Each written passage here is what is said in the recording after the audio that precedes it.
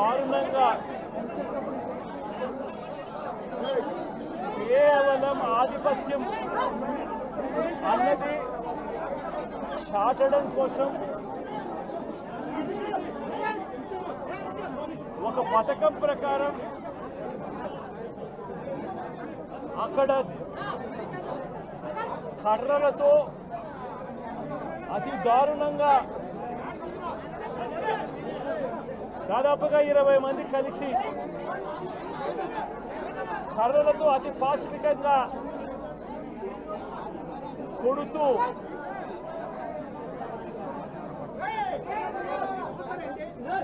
చివరికి హాస్పిటలైజ్ అయి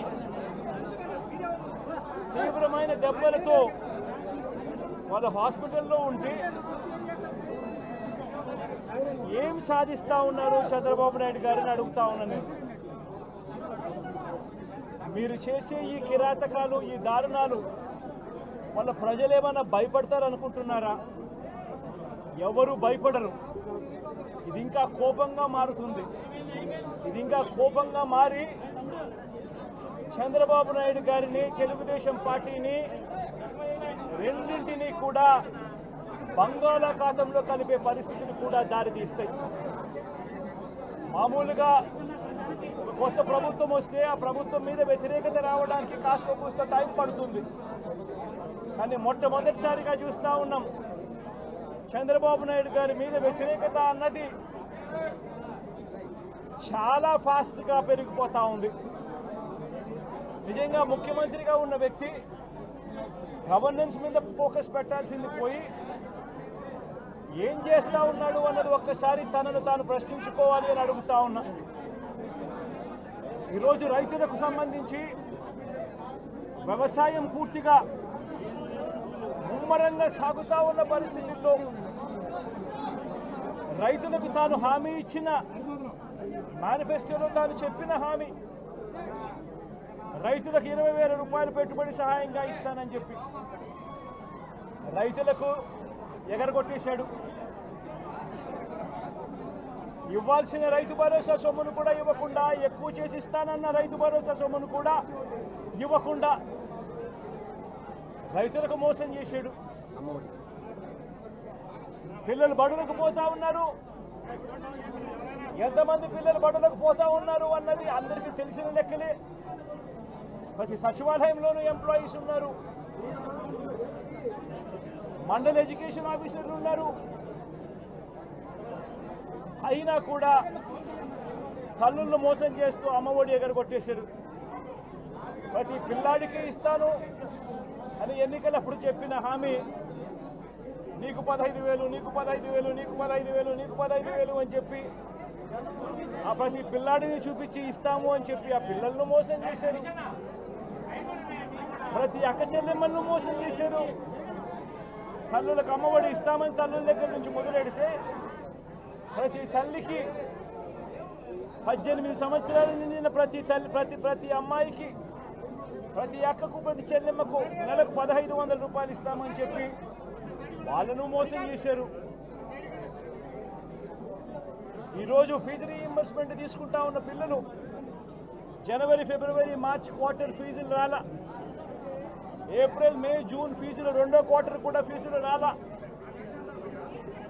పిల్లలు చదువుకునేదానికి కూడా ఇబ్బంది పడే పరిస్థితిలోకి, ఫీజులు కట్టలేని పరిస్థితిలోకి కాలేజీ యాజమాన్యాలు ఫీజులు అడుగుతా ఉన్న పరిస్థితిని ఈరోజు చూస్తూ ఉన్నాం.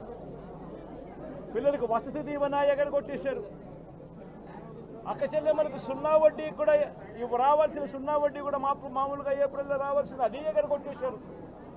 ఇవన్నీ కూడా వైఎస్ఆర్ కాంగ్రెస్ పార్టీ ఉన్నప్పుడు, జగన్ ముఖ్యమంత్రిగా ఉన్నప్పుడు క్రమం తప్పకుండా క్యాలెండర్ ఇచ్చి ప్రతి ఒక్కరిని కూడా ఆదుకుంటూ వస్తూ ఉన్న పరిస్థితి. అమ్మఒడి అయితేనేమి, రైతు భరోసా అయితేనేమి, విద్యా దీవెన అయితేనేమి, వసతి దీవెన అయితేనేమి, 0 వడ్డీ అయితేనేమి, మత్స్యకార భరోసా అయితేనేమి, ఇవన్నీ కూడా ప్రజలు మాకెందుకు ఇంకా ఇవ్వలేదు అని చెప్పి ప్రజలు అడుగుతూ ఉన్నారు. వారి గురించి పట్టించుకోకుండా, వారికి చేయాల్సిన మంచి గురించి పట్టించుకోకుండా స్కూళ్ళను నిర్వీర్యం చేస్తూ, చదువులను నిర్వీర్యం చేస్తూ హాస్పిటల్ని నిర్వీర్యం చేస్తూ చివరికి ఏ ఒక్కరూ కూడా మిమ్మల్ని ప్రశ్నించకూడదు అని, ఏ ఒక్కరూ కూడా రోడ్లెక్కకూడదు అని ఈ మాదిరిగా భయాందోళనను క్రియేట్ చేయాలనే ఉద్దేశంతో గ్రామ స్థాయి నుంచి మొదలెడితే ప్రతి ఒక్కరికి కూడా మీ కక్షలు మీ కార్పణ్యాలు మీరు తీర్చుకోండి అని చెప్పి గ్రీన్ సిగ్నల్ ఇస్తూ గ్రామ స్థాయి నుంచి ఈ భయానక వాతావరణాన్ని క్రియేట్ చేస్తూ ఉన్నారు. ఆలోచన చేసుకోమని అడుగుతా ఉన్నా.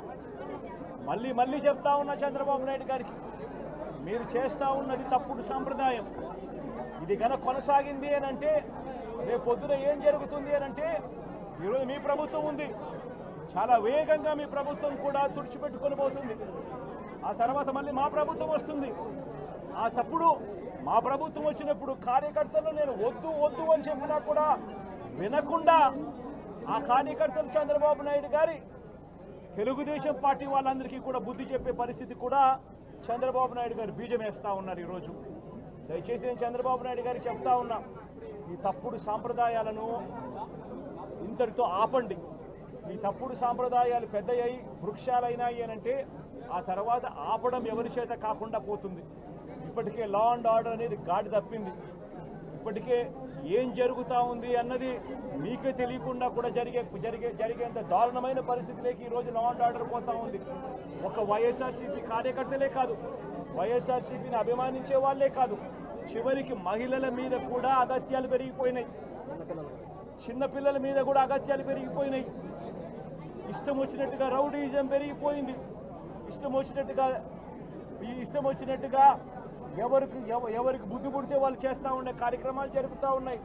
లా అండ్ ఆర్డర్ పూర్తిగా గాడి తప్పిన పరిస్థితులు కనిపిస్తూ ఉన్నాయి. ఇప్పటికైనా చెప్తా ఉన్నాను, హెచ్చరిస్తూ ఉన్నాం, మరొకసారి కూడా చెప్తా ఉన్నాం. శుక్రవారం ఈ మధ్య కాలంలోనే జరిగిన ఇంకొక ఘటనలో ఏకంగా చంపేసిన ఘటన చూసాం నంద్యాలలో. శుక్రవారం నేను అక్కడికి కూడా పోతా ఉన్నాను. ఆ ఘటనను కూడా ఒకసారి రాష్ట్రం దృష్టికి, దేశం దృష్టికి కూడా తీసుకొని పోయే ప్రయత్నంలో భాగంగా అక్కడికి కూడా వెళ్ళి జరిగిన అగాత్యం, జరిగిన అన్యాయం అక్కడ కూడా హైలైట్ చేసే కార్యక్రమం కూడా చేస్తాం.